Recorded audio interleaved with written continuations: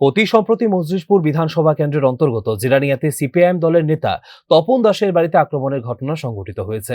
এই ঘটনার পরিপ্রেক্ষিতে আজ সংশ্লিষ্ট বাম নেতার বাড়িতে বিরোধী দলনেতা জিতেন্দ্র চৌধুরী সহ সিপিআইএম এর এক প্রতিনিধি দল সফর করেন। সফরকালে জিতেন্দ্র চৌধুরী সহ অন্যান্য নেতৃত্বরা তপন দাসের পরিবারের সদস্যদের সাথে বিভিন্ন বিষয় নিয়ে কথা বলেন। সংবাদ মাধ্যমের সাথে কথা বলার সময় গোটা বিষয় তুলে ধরেন সিপিআইএম এর রাজ্য সম্পাদক জিতেন্দ্র চৌধুরী। পাশাপাশি তিনি সেদিনের ঘটনার পর যেভাবে স্থানীয় বিধায়ক তথা মন্ত্রী হস্তক্ষেপ করেছেন, দুঃখ প্রকাশ করেছেন, সে বিষয়টাকে সাধুবাদ জানিয়েছেন। জিতেন্দ্র চৌধুরী আশা প্রকাশ করেছেন আগামী দিনে মজলিশপুর বিধানসভা সহ জিরানি এলাকাতে রাজনৈতিক এই হিংসার ঘটনাগুলো যাতে সংগঠিত না হয় তার ক্ষেত্রে মন্ত্রী সুশান্ত চৌধুরী হস্তক্ষেপ করবেন।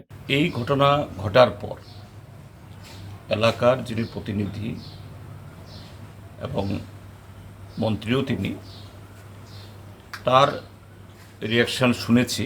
এখন তপন তারাও বলেছেন যে তিনি দুঃখ প্রকাশ করেছেন এবং যারা এই সমস্ত করেছেন বা করতে পারেন, স্বাভাবিক তিনি জানবেন কারা করেছেন, তাদের হয়ে ক্ষমাও চেয়েছেন।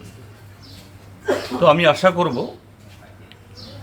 তিনি যে তৎক্ষণাৎভাবে এখানে এসে তার যে অভিব্যক্তি প্রকাশ করেছেন, দুঃখ প্রকাশ করেছেন এবং তিনি ভবিষ্যতের ঘটনা হবে না বলেছেন। এখানে উল্লেখ করা প্রয়োজন, জিতেন্দ্র চৌধুরীর সাথে বাম নেতা শঙ্কর প্রসাদ দত্ত সহ অন্যান্যরা সামিল ছিলেন। Bureau report, news now.